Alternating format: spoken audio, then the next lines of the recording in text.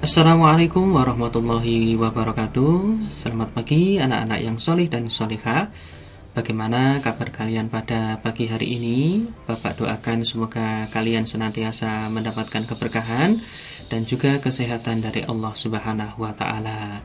Baiklah, pada pertemuan kali ini kita akan melanjutkan pembahasan kita, meneruskan yang kemarin, yaitu pelajaran keempat dengan tema bersih itu sehat. Subbahasan 4.14 mempraktikkan tata cara bersuci dari hadas kecil sesuai ketentuan syariat Islam. Nah, sebelumnya terlebih dahulu marilah kita berdoa kepada Allah Subhanahu wa Ta'ala agar kita diberi ilmu yang bermanfaat. A'udzu billahi minasyaitonir rajim. Bismillahirrahmanirrahim. Raditu billahi rabba wa bil islami dina wa bi Muhammadin nabiyya wa rasula. Rabbi sidni ilma warzuqni fahma. Amin. Pertemuan yang pertama yang akan kita bahas pada kali ini yaitu mengenai aku senang berwudu. Nah, anak-anak sekalian, sudahkah kalian mempelajari tentang arti berwudu dan sudah bisa mempraktekkan tata cara berwudu supaya ibadah sholat kita atau ibadah-ibadah kita yang lain mendapatkan ridha dari Allah Subhanahu wa Ta'ala. Nah, apa itu wudu? Berwudu adalah mensucikan diri dengan air suci dan mensucikan. Perintah wudu bersamaan dengan perintah sholat wajib, yaitu setengah tahun sebelum tahun Hijriah, dan berwudu wajib dilakukan sebelum melaksanakan sholat, dikarenakan termasuk salah satu dari syarat sahnya sholat. Sehingga apabila kita tidak berwudu, maka sholat kita menjadi tidak sah. Nah, bagaimana tata cara wudu yang sempurna, yang baik?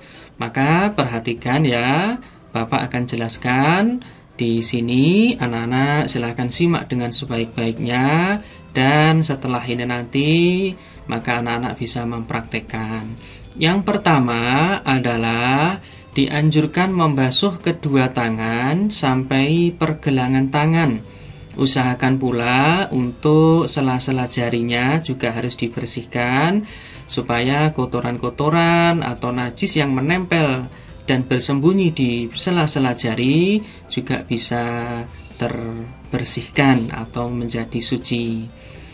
Setelah itu, yang kedua adalah dianjurkan untuk berkumur-kumur dengan sempurna, yaitu memasukkan air yang suci dan mensucikan tadi ke dalam mulut, kemudian kita kumur-kumur, setelah itu kita buang. Yang selanjutnya, yang ketiga adalah dianjurkan pula untuk membersihkan rongga hidung dengan cara menghirup air sebagian, kemudian kita semburkan atau kita keluarkan. Yang keempat adalah dianjurkan membasuh muka dengan sempurna. Anak-anak harus tahu bahwa batas-batas muka itu yang bagian atas adalah kening atau batas tumbuhnya rambut itu harus kita usap. Bagian bawah ada di dagu, itu adalah bagian dari muka yang juga harus kita usap atau kita basuh, dan sebelah kanan dan kiri adalah pangkal telinga. Jadi untuk muka ini usahakan semuanya harus kita basuh dengan sempurna. Urutan wudu yang kelima yaitu diwajibkan membasuh kedua tangan dari jari tangan sampai dengan siku-siku, dan anak-anak boleh melebihkan basuhan hingga batasnya agar lebih sempurna. Jadi kalian boleh membasuh sampai dengan di atas siku ya, supaya wudu kita sifatnya lebih sempurna. Dan yang keenam adalah diwajibkan membasuh kepala baik seluruh seluruhnya maupun sebagian. Yang ketujuh, dianjurkan pula mengusap kedua telinga bagian dalam maupun bagian luar. Jari telunjuknya anak-anak bisa masukkan ke dalam telinga, kemudian dibersihkan bersamaan dengan membersihkan telinga bagian luar dengan menggunakan ibu jari. Dan yang terakhir adalah diwajibkan membasuh dua kaki dari ujung kaki sampai dengan mata kaki. Juga anak-anak boleh melebihkan batasnya sampai dengan di atas mata kaki agar lebih sempurna. Jadi usahakan dari kaki yang sebelah kanan dahulu, kemudian kaki sebelah kiri. Nah, itu tadi anak-anak sekalian, tata cara melaksanakan wudhu, dan kalian juga harus belajar mempraktekkan bagaimana agar wudhu kita lebih sempurna, sehingga ibadah-ibadah yang kita lakukan seperti ibadah sholat maupun yang lain itu bisa mendapatkan keberkahan dan ridho dari Allah Subhanahu wa Ta'ala. Nah, untuk yang kedua yaitu aku senang bertayamum. Anak-anak, berbeda halnya dengan berwudu. Adapun tayamum berarti al-qasdu atau menyengaja menuju sesuatu.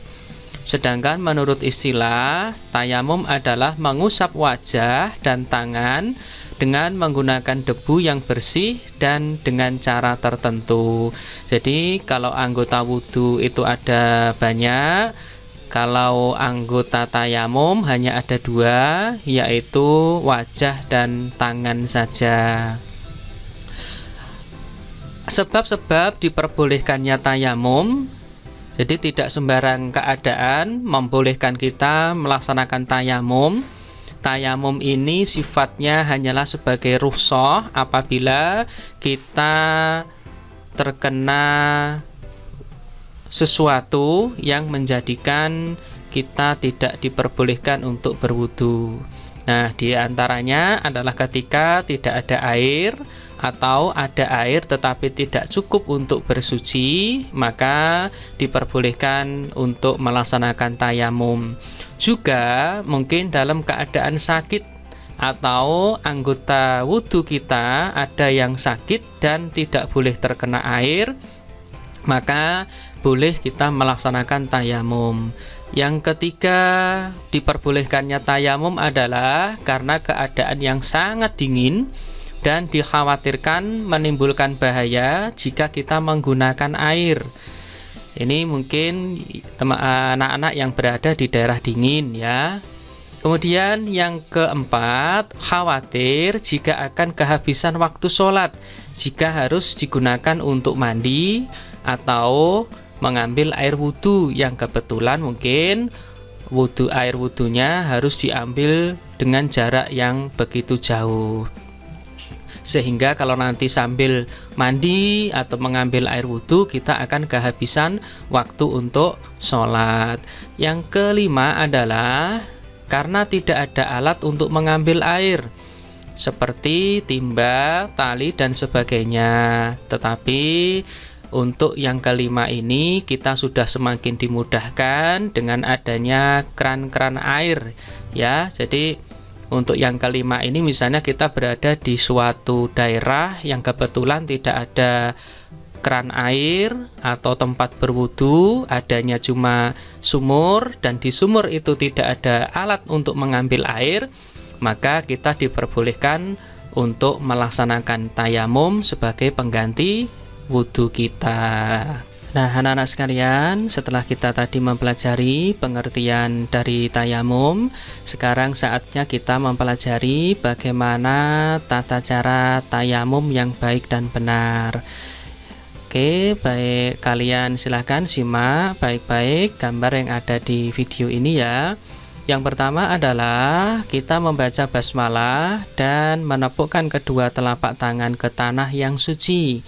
Jadi usahakan, dan ini sudah menjadi syarat utama, bahwa tanah yang kita gunakan untuk media tayamum haruslah tanah yang suci.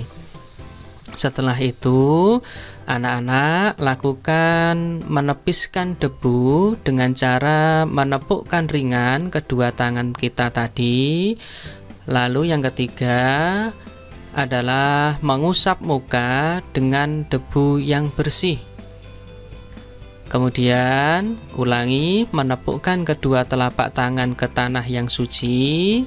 Lalu kita tepis dengan cara menepukkan ringan kedua tangan kita. Selanjutnya adalah menyapukan kedua belah tangan sampai siku-siku, mulai dari tangan sebelah kanan sampai dengan tangan sebelah kiri.